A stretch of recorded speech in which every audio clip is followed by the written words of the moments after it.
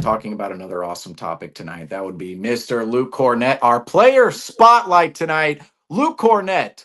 My goodness, Franco. I'm glad. I'm happy that Luke Kornet had this game tonight because Luke Kornet, as of late, he's in shape. He's been playing hard. He's been making differences all over the floor for the Boston Celtics. Yet we never quite get to talk about him too much just because his stat line isn't always the most audacious, isn't the most gaudy, and Luke Kornet just he's not always the topic of conversation, right? But tonight he is. 15 points, 16 rebounds, 4 assists for Luke Kornet, a steal in there, 7 of 10 from the floor, shot 70% from the field, 7, you see there, 7 offensive rebounds. That really stat padded his 16 rebounds, which is a career high for Luke Kornet. 7 of those, of course, coming on the offensive end of the floor. Celtics, they've been just tremendous on the offensive boards as of late. And you even heard him after the game. Well, Luke Kornet actually had several things to say after the game, but one of those things was, well, the Spurs, they're playing a little small, and the Celtics, they were trying to crash the offensive glass tonight. And well, to get into other things though that Luke Kornet said after the game, we're gonna have to get into the interior angle theorem. Well, how about Luke Kornet calling himself the left guard of basketball? And he also mentioned in his post-game interview offensive linemen. They're the best people in all of sports. Straight up offensive linemen. Luke Kornet, of course, calls himself the left guard of basketball, that is. And Luke Kornet also said you just got to throw your body into the trenches, be physical, and not really care out there when it comes to that. But Luke Kornet, of course, coming away with our SeatGeek player spotlight. Don't forget to use code Celtics Weekly at checkout of your first purchase at SeatGeek for 20% off. Do not forget to go into the SeatGeek app, the SeatGeek website, wherever you want to access SeatGeek, and go type in that code Celtics Weekly for 20% off your first purchase. SeatGeek has you covered for all the greatest seats in all of sports. But tonight, SeatGeek has us covered here as well on the player spotlight, in which was Luke Kornet, who had himself really a career night, career high rebounds, and kind of mentioned some of what he said after the game. Now we've been interviewing, we asked now, who? Let's see, who gave us the Luke Kornet answers? We Yep. had we had That was Bobby I. Kravitsky, we had Daniel Donabedian. They both we both we okay. Any of our interviews out there, right? Go check them out, everybody. Just saying that after the post game, of course, after the post game, but our interviews, right? As of late, we've been asking, the Celtics, the field of beat reporters, right? Who are the best personalities at the podium, right? Who are the best personalities at the podium? And a consistent answer in every single guy. I wasn't, give them all shout outs here. We have Cam Tabatabai and Justin Turpin on there as well. I know I mentioned Bobby Kravitsky and Daniel Donabedian. Don't want to single each of one of these guys out because I can't remember the quiet answers. I can't quite remember the answers in which they gave, but I know the consistent theme within all of their podium answers. Luke Kornet came up almost every single time. Almost every single time when it came to who are the best personalities at the podium.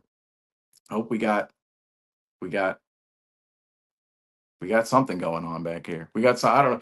Well, we'll take this over. We know how to do this. But Luke Kornet, rather. Also, man, look at that. See that Tom Brady jersey back there? Tom Brady. You got the Rondo jersey.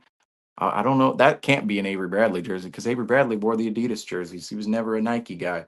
But I was giving the people a tour of your jerseys, Franco, because we never see that Tom Brady jersey back there. I'm saying like you sit in front of those jerseys.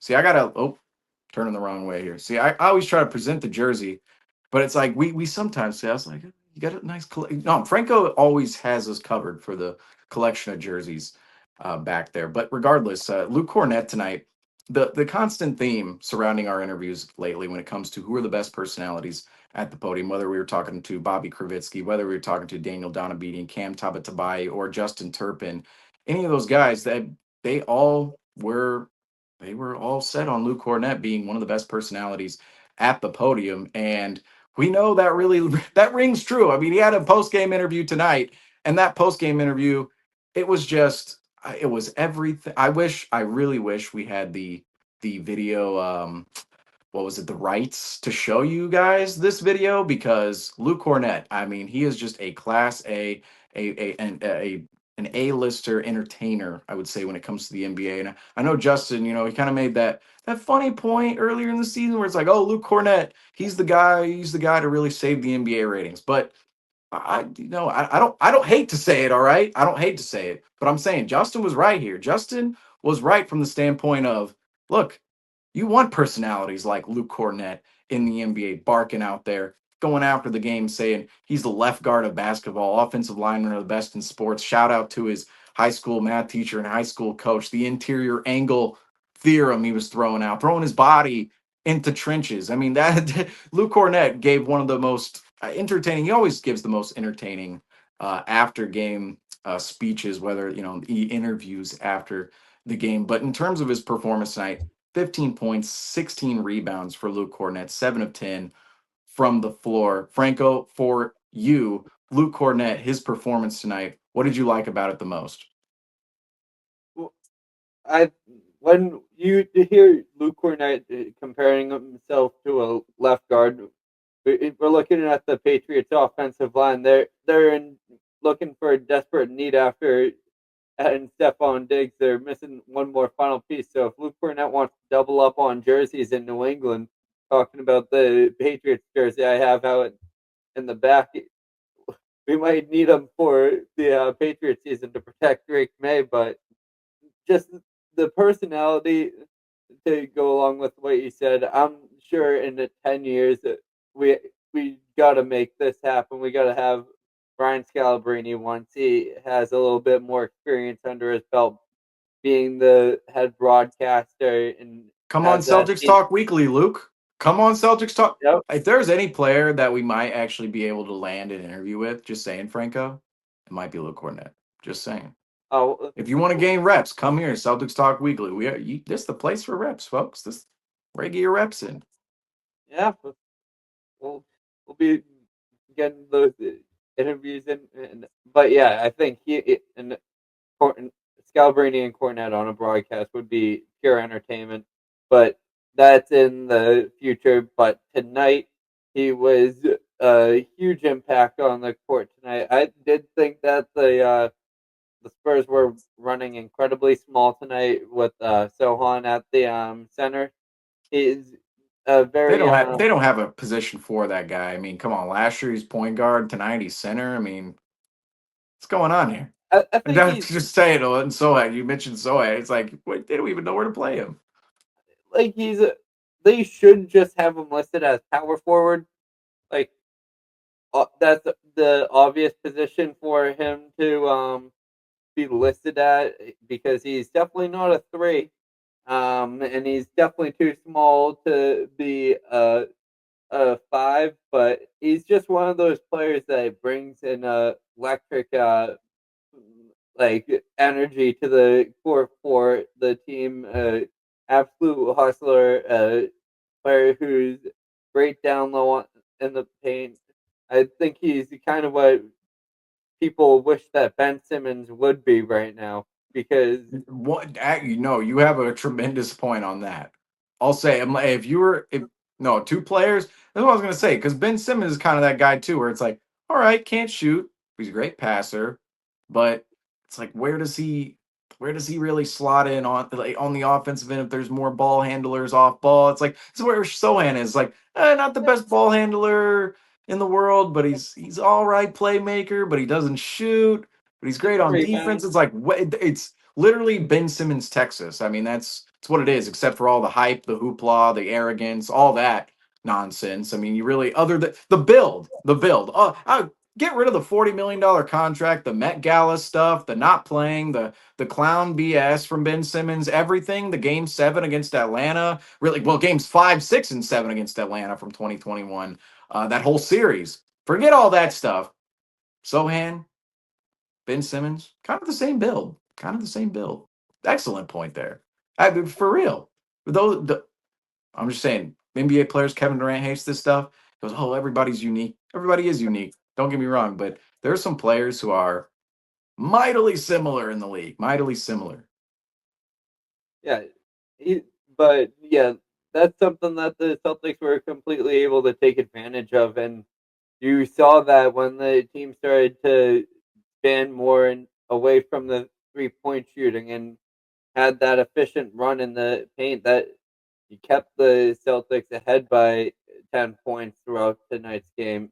Usually, when you see the Celtics start trying to get those 20-point leads by making the 3-pointers, you'll see that's when the Celtics start to lose their momentum, and if the shot isn't falling, and that's where teams start to come back, and we saw that even tonight in the second quarter and heading into the second half, and then the Celtics started feeding into the paint again. But the amount of consistency they can develop there, and also the amount of second chance points that Luke Kornet was able to create during the playoffs, he is going to be an essential piece in leading this team off the bench. Obviously, Horford is probably the guy you want to see out there, but you want to see. I think Horford's a player now you want to see out there, not as the main number five. Maybe if the other team is running small, you put Horford at the five, but I feel like Horford's a lot more comfortable out there when he has another big like Kristaps or Fournette to rely on to do all the dirty work down low, get into those box outs, and be able to just rely on his 3-point shooting and his IQ to make his impact known on the court. So that's where Luke Kornet comes in, and he's the serviceable big man for this team. And we start to see the NBA shy away from it, and Luke Kornet's one of those reasons why teams should be continuing to have those big men who can really just help you lock down rebounds, and that kind of separated the Celtics tonight. And being able to win tonight's game is controlling the paint and controlling the rebounds, and that was effort was led by Luke Kornet. Well, Luke Kornet right now, he well, I mean, this whole time with the Boston Celtics, he's been ramping up his play and getting better and better and better. And right now, I think Luke Kornet is playing some of his best basketball he's ever played with the Boston Celtics. I mean, certainly one of those numbers indicates that tonight. The 16 rebounds, career high for Luke Kornet, 7 offensive rebounds as well, and they go towards the 63 rebounds the Boston Celtics had on the night, and it was just a phenomenal rebounding night for the Celtics. It's a phenomenal assist night as well for the Celtics. We'll get into that in a little bit. But Luke Kornet grabbed 16 rebounds tonight, career high, and it does show some of the best basketball he's been playing as of late. It's very indicative of that. And Luke Kornet, he continues to be rewarded. He's rewarded with minutes, and he's rewarded with himself with good play. And this summer, I do question if Luke Kornet, is he playing himself? I would say right now, certainly this season, might be playing himself out of a minimum contract, which scares me just a little bit, knowing that another team could throw out a serviceable deal for Luke Kornet and the Celtics could lose him this summer. That is 100% a possibility. And that's why for me, I'm enjoying these Luke Kornet performances right now. And that's why, again, this back-to-back season potentially for the Celtics is so important because you're going to lose a guy like Luke Kornet in the summer if he really outplays the role. He's been outplaying his role for most of the season. And if the Celtics do lose Luke Kornet this summer, that's why this season and even coming, well, say last season connected to the season is so important for the Boston Celtics. Luke Kornet is somebody on the Celtics roster right now that's slotting into the Peyton Pritchard category of producing and providing way beyond what his salary says he's capable of. And he's making a minimum deal, right? He's on a minimum deal. He's making minimum money right now for the Boston Celtics. And what he's doing for the Celtics, I love what Eddie House said after the game. He's a valuable piece to this Celtics team. Luke Kornet is extremely valuable. I consider him time and time again our third big. I mean, you have Cato, you have Tillman there as well. After Horford, Porzingis clearly 1 and 2 at the big man position, but you have Kornet right there, and Kornet for me is a huge security blanket for if Porzingis or Horford were to ever go down. Horford, age 38, Kristaps Porzingis, a little injury prone. Kornet is a security blanket to use in that situation. But not only that, is when he's playing consistently and regularly within the rotation, Luke Kornet is doing all the little things. I mean, he's Dr. Little Things right now because Luke Kornet, and again, Eddie House was talking about a lot of this after the game, is just the way he sets screens. I was going off on Kristaps Porzingis in a good way about how Porzingis and really the Boston Celtics since the late 2010s, they've had tremendous screen setters at the big man position. I think a lot of that has to do with Al Horford being in the locker room and out there on court, really teaching some of those guys, seasoning them up. But the Celtics have had tremendous big man screen setters. I was talking about Porzingis and his ability to set screens the other night. But Cornette, I mean, him too. Luke Kornet on screens, I mean, he's always standing his ground. He's always rolling at the right times. I mean, timing. I mean, I don't know about you, Franco, but I've watched a lot of college basketball in the last 2 weeks from March Madness, and I'm sure a lot of our viewers have out there as well. And it's just what sticks out to me about the college game opposed to the NBA game, or comparing the two, contrast to the NBA game, is the college game. There are so many moments where college kids just don't really know how to time a play up. Whether a big just is rolling too early, rolling too late, a ball handler kind of gets downhill too early, doesn't really put his guy on, is like a little bit too erratic going to the rim. Really talking about the pick and roll here. Luke Kornet in the pick and roll, the timing, along with, we know we have elite ball handlers, Derek White, Jason Tatum, Jalen Brown, Drew Holiday, all those guys can set up anybody out there on the floor. But Luke Kornet, his timing, along with our ball handlers' timing, whether that's Tatum Brown, Holiday, or White, the timing is just impeccable. The chemistry is impeccable, and Luke Kornet alongside of our guys, the elite guys who are making the max money, right? He just meshes in so well, and the rebounding as well. I mean, rebounding, 16 rebounds tonight, 7 offensive boards. I mean, he already came into tonight as the putback king. Then he comes back into tonight's game and puts up 7 offensive rebounds. That is, and he's been doing this really all season, where he just gets after it on those offensive boards, creates the second chance points for the Boston Celtics, and even creates more opportunities leading to those second chance points for the Boston Celtics. And of course, he's the putback king, Luke Kornet is, but he's just been tremendous in so many little categories this season, such as those offensive rebounds, just rebounds in general, the pick and roll game for Luke Kornet, just being a presence all around the rim. He's somebody who really runs the floor well. And then defensively too, Luke Kornet, he's great when it comes to positioning himself on the defensive end of the floor, hedging on certain screens, really switching out. There was a couple of possessions where Chris Paul made him look a little silly tonight at times, I will say. But outside of one of the best ball handlers, point guards, I mean the point guard and Chris Paul in NBA history.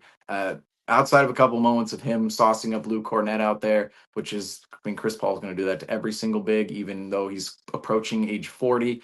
Luke Kornet defensively as well. He's somebody who really uses that length, uses his length, athleticism, and gets the job done on that end of the floor. IQ is so big there too when it comes to just positioning, being in the right spots, the timing as well, what you're supposed to do defensively relative to the game plan in which the Celtics want to roll out on that end of the floor. Luke Kornet just does all of the little things for the Boston Celtics.